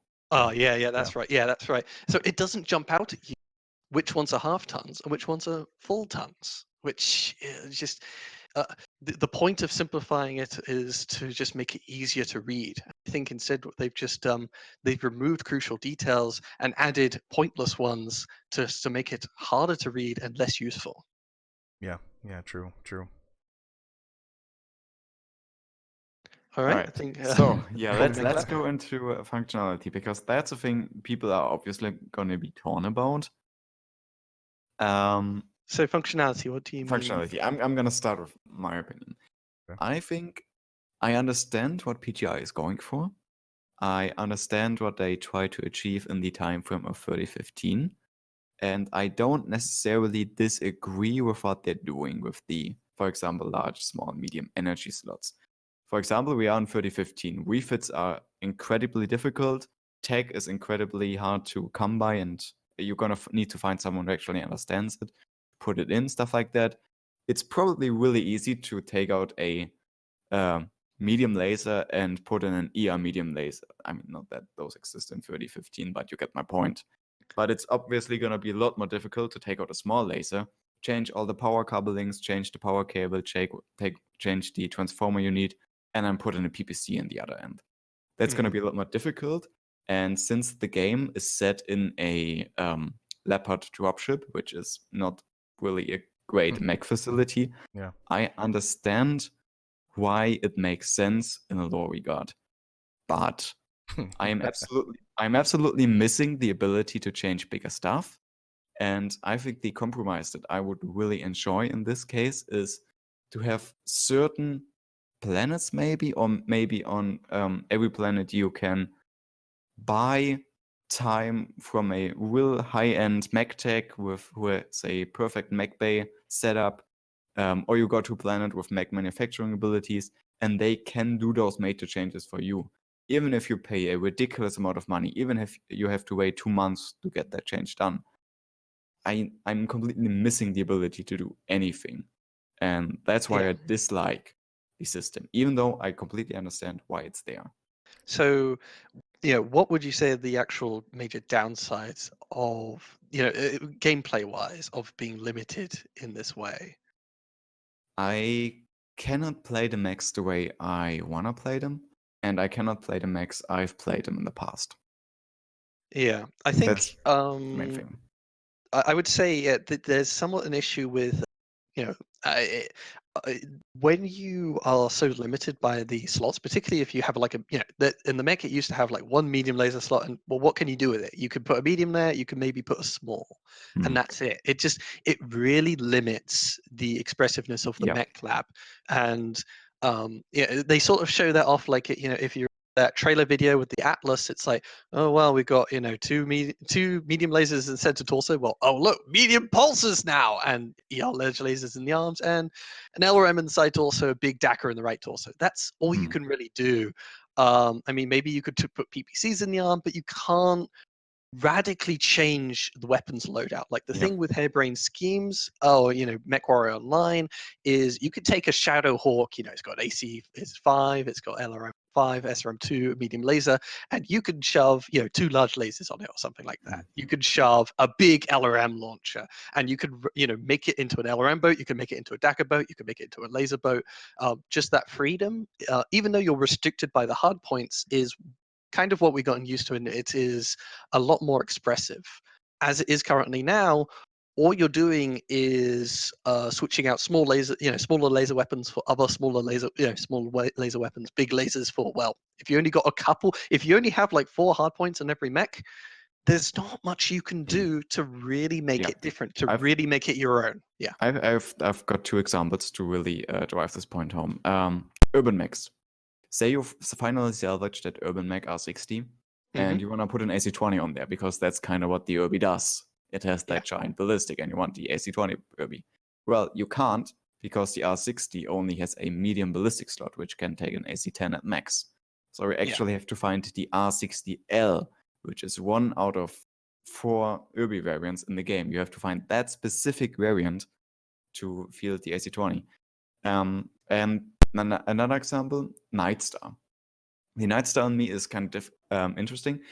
During beta, we're probably going to come to it later, but joystick support is terrible, so I have to play with mouse right now. My mouse is set up to primarily control Discord for me and click on Windows. That's what I'm using my mouse for.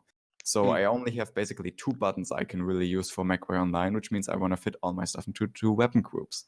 If I take a look at the Nightstar, it has 2 GAUs, 1 PPC. Okay, that's 2 weapon groups. And then it has a bunch of support weapons. And I basically just have to ditch those support weapons because I don't have a button to put it on, and I cannot put in a second PPC to offset that. I'm forced to take those small weapons. So I usually just end up with unused tonnage. I either leave it empty or I put in support weapons I'm not going to use. And another example was the Archer yesterday. Oh, not the Archer. I think the Orion. No, the Thunderbolt. I had the Thunderbolt with the setup I wanted at 60 tons. And due to these slot constraints, I could not put in anything else to fill up those final 5 tons. So I just put in 5 tons of ammo. Yay. Yeah, I think one other thing to mention is so early in the timeline, a bit like what I mentioned with Schemes Battletech, where you're going to come across enemies with medium lasers, large lasers, AC5s, AC2s, maybe some SRMs, some LRMs, and I mean, there's not that much variety in weaponry early on in the Yeah. timeline. It's And your short so, swords Mhm. and BSL yeah, line. Yeah. yeah, it's very samey loot, which means you don't have much options when it comes to changing the mechs, and you're really restricted by the hard points. So if we were talking very further in the future in the timeline, if you could take like an AC2 or AC5, you're like, well, don't worry, there's a rack 2 I can shove in there, and that is actually, worth it. There's when you've got a lot more in terms of options, then sure, this much more restrictive system could still allow for self-expression. As it is right now, if you have a large missile slot, you could put a large LRM in there, or you could put a large LRM in there. Well, technically, you can put a small LRM in there, but then you're Yeah. wasting Yeah, the wasting that. tonnage you just freed up because you don't have another slot to put a bigger weapon in. Yes, Yeah. exactly. For me, I'm more of a lore freakazoid, so I'm a little bit different on the take on this because variants. Like if you look at Mechwarrior online, you literally only have to take one mech, as long as it has, say, like a bunch of, say, missile slots or actually a bunch of energy slots, and so you only have to get that mech. And that's it. You don't have to buy like any type of like other mechs, like say Omni-Mechs, the same thing. I literally only have one of each type of like Omni-Mech, and that's it, because I can switch out the pods and just do whatever I want. So I don't really have to have the other ones unless they have quirks. Now, the Mechwarrior 5 doesn't have quirks for all the different things, but it has variants of what the different types of mechs are. So say the say the Hunchback 4G compared to the Hunchback 4J. The Hunchback 4J is designed to be a missile mech compared to the 4G, which is a AC-20 mech. But then you have the what's the one with the AC-10? What's the one with the AC-10 on? For the Oh, I Hunchback. forget. But it's one of those mechs basically, and so they have different variants. Now you have to get that variant in order to have the AC-20 or the AC-10 or the Lerms if you want a Hunchback with that type of weapon system. I mean, I do agree it's really hard though, as far as trying to get your tonnage right, because you're just like, okay, well, I max out my armor, I have all the weapon systems I want to have for it, but I have 6 tons left over. What the hell am I going to do? So Okay. so you have to actually But- kind of like what? But here's the thing, Bob. You're talking lore freak. Yeah. If Well, you look at lore, some of those variants are specifically designed to be better than other variants. So your argument that every variant has to be unique and has to be usable is kind of defeated there. Well, they're Because some designed by of those different are companies too. yeah, some of those variants are just designed to replace other ones. And your point with Omnimax is obviously void, since we don't have Omnimax Mechwarrior 5. But let's take a look at the catapults. Mhm. Every catapult has something unique to offer, just from the type of weapons you can take. Yeah. Even if you don't have the weapon size slots, every variant is unique, and I have an incentive to get a specific variant depending on what I want to do with it. Well, like the So K2 and everything. Yeah. Yeah, I mean, K2 is special, but just the A1, C1, and C4. Mhm. Those 4 variants are similar, but they are still very much distinct. And I have to specifically decide which one of those I want to go for. And so I'm not going to concede to the point that the variants have to have this medium big slot mechanic in order to be unique. There's still a uniqueness already inherently to most variants. And the ones that you mentioned where they are all samey, that's a very small minority. And on those, I would specifically argue that most of them are designed to make others obsolete. Somewhat, depending on different types of situations on based different manufacturers. So, like, let's say the AC-20 rounds are harder to go find in some different type of planets, so they actually switched out to the AC-10, and then also like bringing out the engine sizes. That takes a lot of different type of mechs and years of R&D research to actually develop into those types of mechs, depending on gyroscopes, depending on different other things. Yeah. And so lore-wise, I actually like the different type of variants as far as but how they have then this kind of stuff. but then you have the variant that only has an AC-10 rather than the AC-20, but in exchange it has a bigger engine, and there's a trade-off. But you different don't weapon need- systems too. Yeah, it has an AC-10 rather than the Mhm. AC-20, but you don't need to constrain that mech to an AC-10. If someone really wants to strip off all their armor, all their other weapons, and be like, I want the big engine and I want the AC-20, why shouldn't they be allowed to do that?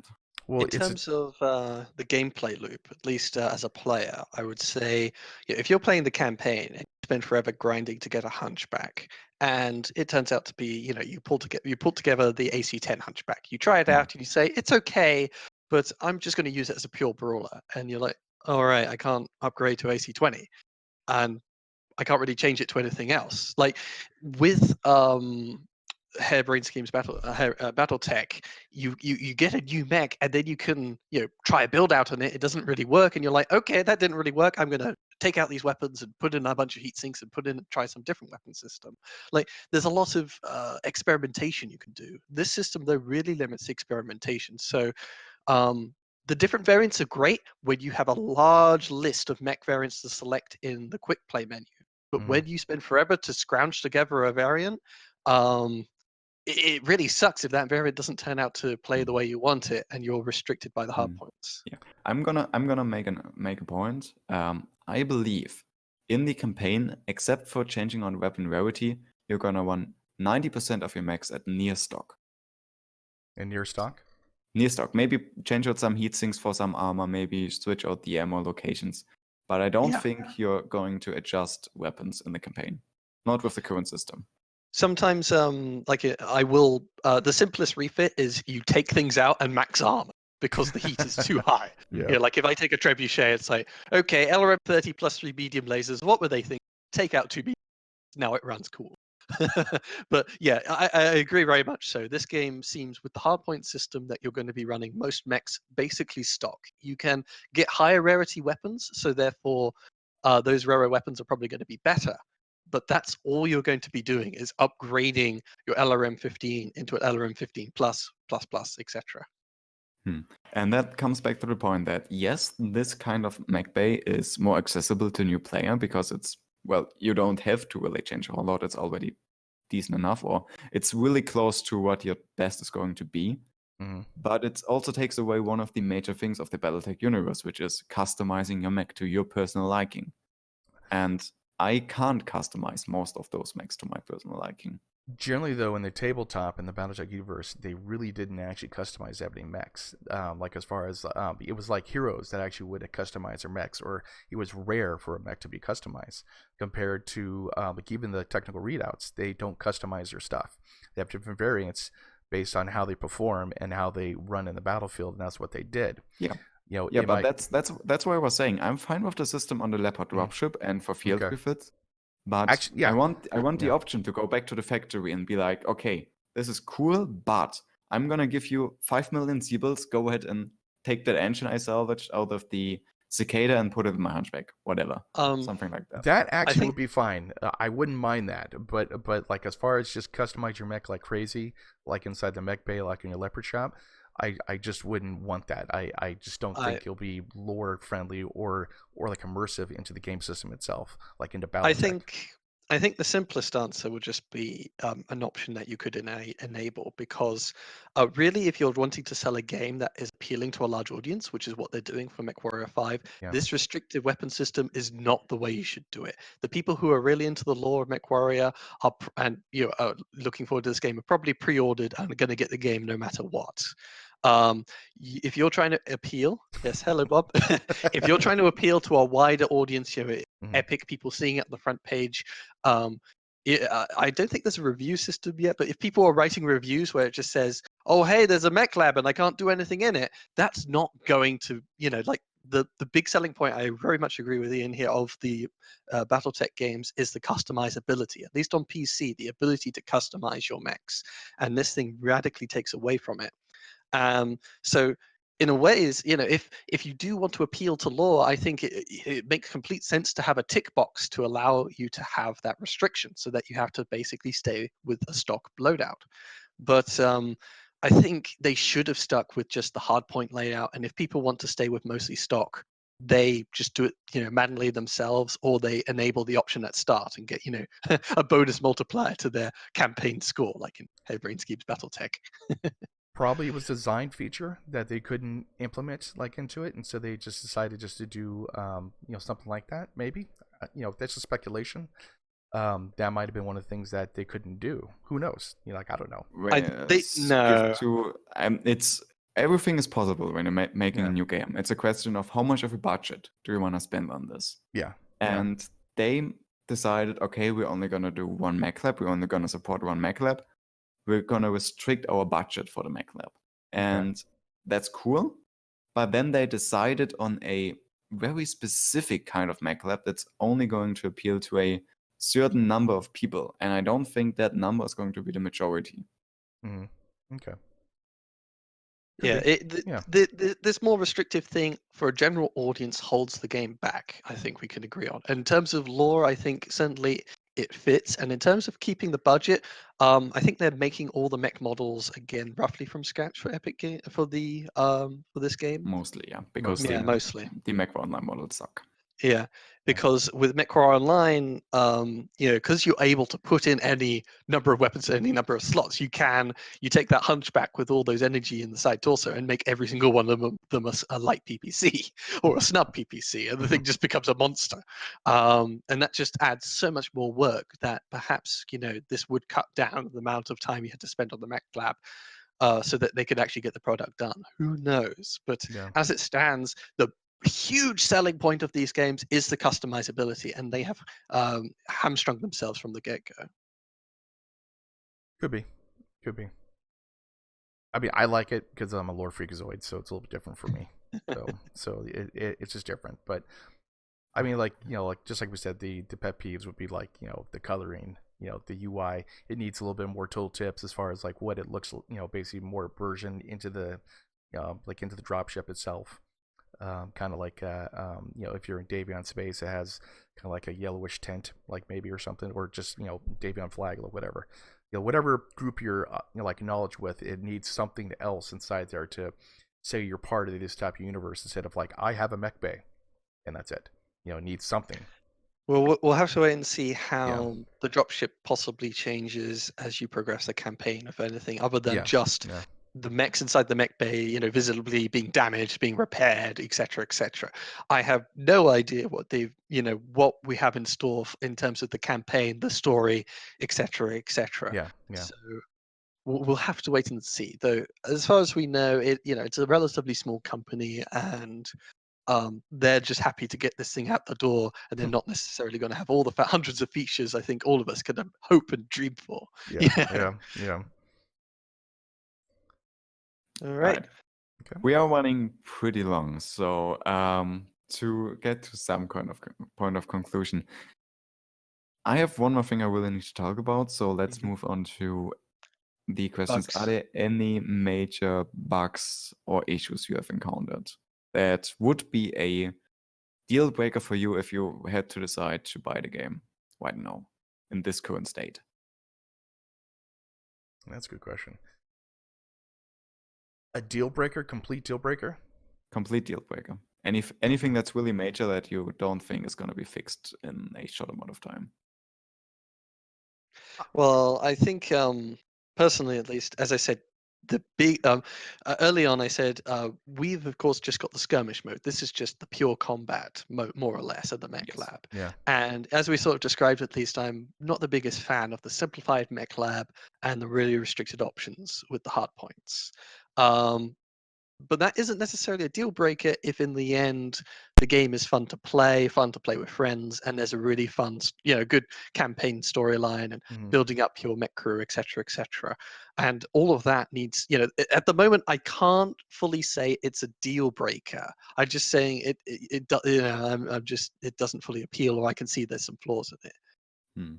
Actually, I'm on the same boat though. I noticed some issues that and concerns, but nothing that really broke the game per se, except for like co-op. It's a pain in the ass to go ahead and okay, guys, everyone go ahead and redo your thing, but that's gonna be fixed.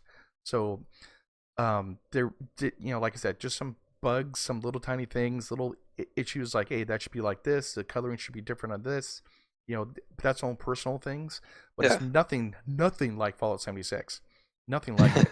Okay, and I mean, that's a really low bar to beat. Yeah, that's like hold my beer type thing.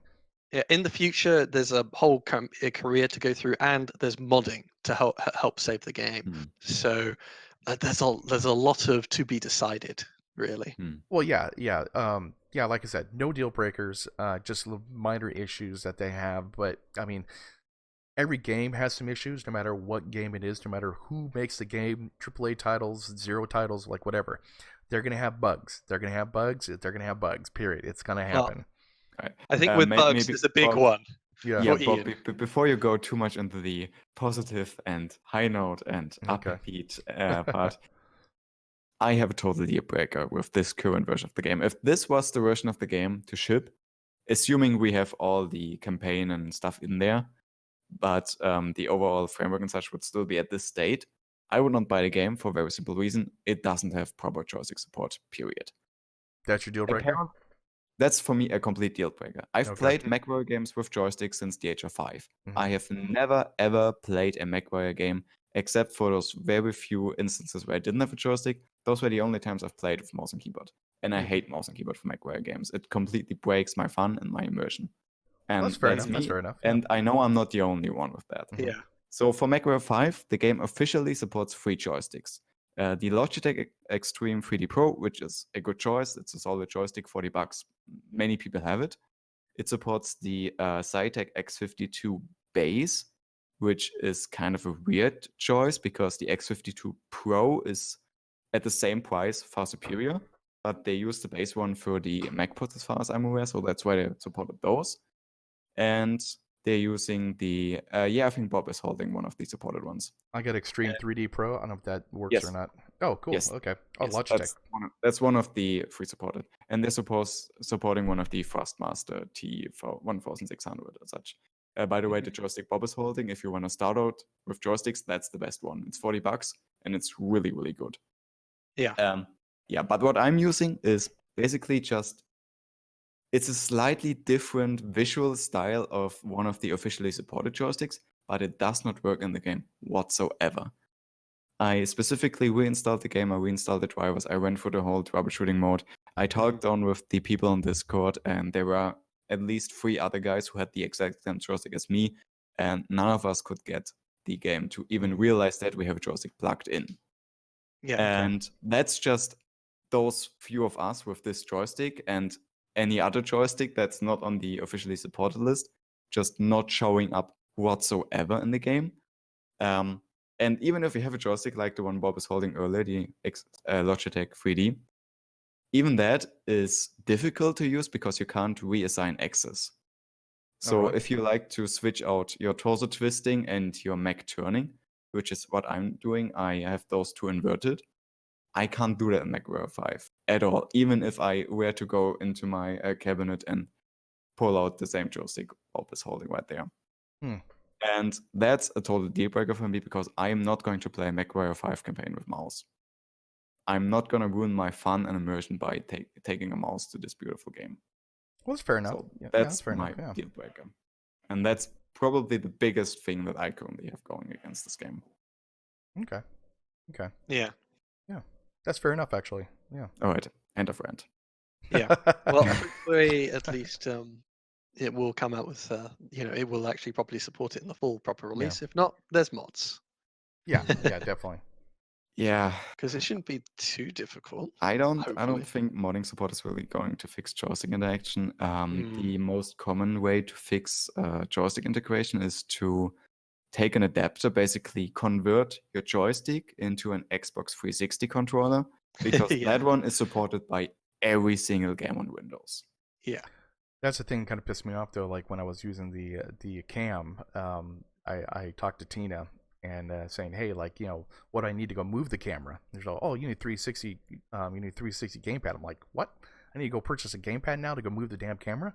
It should have been like what it had in Mechwarrior Is this Online. for Mechwarrior 5? Because Yeah, that was yeah. Mechwarrior Online as well. I know. Yeah. Oh, But God damn it. and so I had to purchase one just to get good shots and everything for like videos and everything. I was like, well, that kind of blows. I got to spend another $16 for this game to get it done. But I mean, I want to get those shots anyway, so it's kind of like what I want to do. But it was just irritating that I had to go spend another $16 for a controller, for a gamepad controller, just to go do what I want to do. Yeah, because I just want to. Yeah, the simple answer is just I wish I could just map it to a button. Yeah. On my keyboard. I have plenty. Yeah, exactly. It won't allow you. You have to get this whole periphery Yeah. hardware. Yeah, so basically, if we want to do any of this, you have to download a third-party software that's potentially malware and such like that. So you have to deal with all of that crap. And then you have to go through a really, really, really difficult menu in order to map your keys to an Xbox 360 controller. Yeah. And it gets even more difficult. For example, currently I'm only using my thrust thing and my joystick, and I want to do pedals. Because for Mechwarrior Online, I have a setup with pedals to turn my mech, because that's the way it's described in the novels, and that's the way you're supposed to pilot a mech. But that's going to be such a terrible pain to set up for Mechwarrior 5.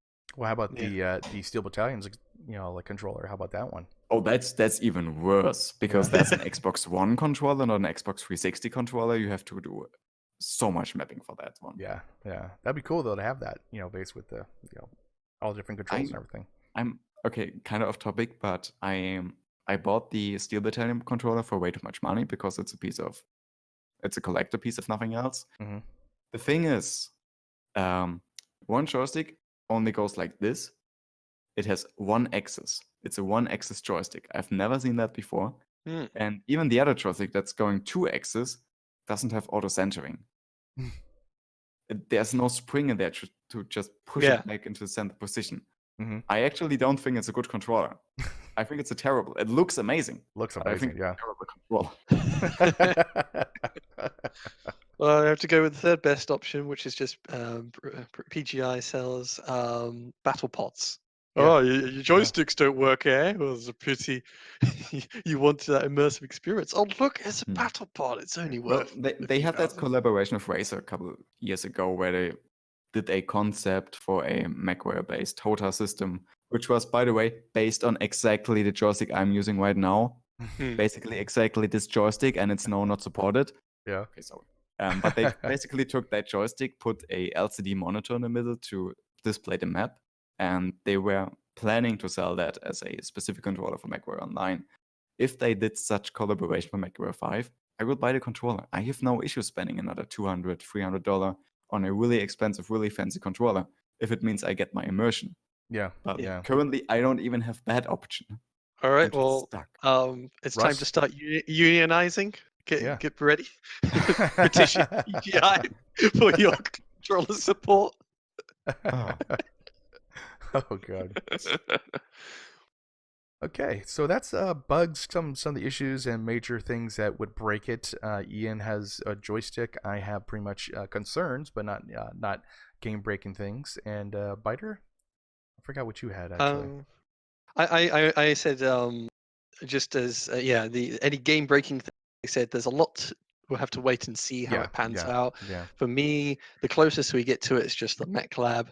Otherwise, I'm not getting the game already. So, I mean, Epic Games Store is a bit a deal breaker. The game's delayed for a year for me. Sorry about that. Okay, so positive ending. What we really like and how excited we were to go play this. Oh my god.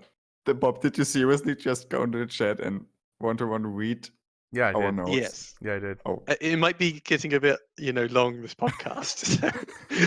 Yeah, I'm tired too. So, our next bullet point for this podcast is positive ending. What did we really like? And how excited we were. Hey, I added were, not are, so there we go. I changed it. Yeah, this is your exclusive look behind the scenes. This is so it's terrible. If you stayed on all this time. Edit. Go ahead. All right, yeah. Okay. So, final thoughts. Perhaps I should start and then let the people who actually played the game give their final thoughts. So, I mean, the demo is, it's, as I said, Brawl Warrior 5. It's gives us a view of the slice of the action, and as it stands, the enemy AI are a bit incompetent. There's hordes of them. They keep respawning. They spawn close to you, etc., etc. But we don't know how the campaign fares out, how the missions in that actually play, and that will be the big part of the game that we will have to wait until launch to see. As we described earlier, I think the Mech Lab is very restrictive, and that curtails one of the biggest areas of self-expression within the BattleTech franchise, the ability to customize your mechs. But I think there is still something to this game. It's still fun to shoot down enemies, and particularly the thing is, it's great playing with your friends. We used to do that MWO, but there was always that competitive aspect, and you losing half the time, if not more. Yeah. Yeah. So against AI, it's a much more laid back, casual experience, relatively speaking. I mean, it depends on what difficulty level you choose, but for the most part, there is not such high stakes. There's not getting annoyed at somebody taking, a hunchback with all flamers. It's just like, we need real damage. It's like, but this was so cool. It's like, no, stop it. We need to actually kill the enemy, kind of stuff. Instead of, getting on each other's backs, you can. I mean, there will be in the campaign actual costs to your mechs being destroyed. You have to pay C-bill costs, etc., etc. But against AI, it's a lot more fun, laid back, and you can still have fun with your friends, blowing up tons of mechs that don't know how to really torso twist properly. Yeah. Yeah. I'm gonna go next because I'm mirroring some of Biter thoughts. At this point, even though we have our hands on the beta, even though we got a walkthrough and such, a lot of the game is still a giant question mark. And that makes it difficult for me to be really all that excited about the game. In fact, all those hiccups, all the issues we've seen, kind of got my excitement down to zero. Basically, ever since the Epic Games Store stuff, ever since then, my excitement was really low, given that this is my favorite franchise by far. And the joysticks did not help. And the joysticks did not help at all. All right. On the plus side, hoping that they actually fix all the issues, hoping that they fix their joystick support, stuff like that. I'm looking forward to the game release. I think this game has a lot of potential. I'm really excited to finally get another Mechwarrior title after 17 years. 2007 to 2019, after 12 years. Oh, 12 years, okay. I'm really excited to get another single-player Mechwarrior title. But most of my actual excitement right now stems from stuff that I want to do, projects inside the game, not necessarily the game itself. And that kind of saddens me because I want to be really excited about the game, but I'm not. But I'm still looking forward to the release. Yeah. So I'm really drawn. I have some lore issues, but overall, though, I am excited about the game. The most of the concerns is the immersion factor. Of course, we haven't seen the campaign yet, and so it's a little bit different. Once that comes in, then it's like that's where the detail will be coming in. I love the Harebrained Schemes BattleTech as far as getting your merc unit together, doing your mechs and everything, and customizing some things, and doing that kind of stuff. And they put a lot of lore and love into the game. The thing I'm really concerned is, like, did PGI do that? Did PGI put a lot of love into? I mean, graphics and everything. Yeah, they probably did a good job. Based on the graphics from what I've seen so far, it's great. Buildings, blowing up buildings and doing things, and that kind of stuff. It's awesome. Yeah. And music is good. Everything. I am excited about it, but my only really concern is that the immersion factor would not be there because of what they did with MechWarrior Online. Especially faction warfare. Faction warfare, they didn't have planets. Of course, I was supposed to. I did like 50 planets as far as putting in different lore type thing. But after a while, though, I just like, wow, that's like there's like 1,000. There's over 1,000 planets involved, or 1,700, I think. 1,700 planets in the inner sphere that you got to put lore into, and that's a big project. That's a huge project to go and do. So did they do that? Did they put tooltips just like in BattleTech? From Harebrained Schemes of who is Natasha Kerensky, who's this mech was designed for this, or this company is like this, and here's a little tooltip explaining different things. And that was awesome that they did. And the love of the game system, of course, it was designed by the creator of BattleTech, and Jordan Weisman and Mitch Gilliman. So that's my really only big concern, is that as far as the technical stuff, as far as the how the UI looks and how like all that kind of stuff, that can be fixed by modders. That's not a big deal. A lot of things can actually be fixed and modified to do what they got to do, and all that kind of stuff. So that's not a big deal per se. The co-op thing kind of really pissed me off a little bit, as far as I have to reboot, and everyone has to reboot, and yeah, everyone has to reboot, and it's like it's a pain in the ass, especially when you're streaming. And you're just like, okay, guys, give us about another 3 minutes, type thing. And that's kind of like, that impacts a lot of streamers and what they're doing. And and in fact to trying to create an excitement about the game, trying to do that kind of stuff. And so, just like I said, I'm excited. I'm really hyped about it, but I can't doing the single player stuff that we're doing the demo now. I don't like playing by myself. I love playing with the co-op, and so like later on, I'm going to be asking everyone, hey, you guys want to join my campaign or join yours or something like that? It doesn't matter, because I find more enjoyment in playing with other people, doing drops, than just playing by myself against AI, AI opponents. But of course, the AI is going to be different inside the game system itself. So it's going to be harder. You're going to do different things. Hopefully, instead of just running towards you in waves of mass arcade tanks that blow up in 1 second. So I'm excited, but I have concerns. That's all. And I'm done. All right then. So I thank you everyone for listening to the First Circuit podcast. This was episode 106. I actually had to look that up because my memory is that terrible. Thank you all for listening, and thank you for staying with us for this really long episode, especially given that we just wanted to do a quick first impressions episode. Yeah, and we went over to do 2 hours. So thank you guys, and Thank you. see you next week for our regularly scheduled episode of the First Circuit podcast. See you later. Cheers. Bye.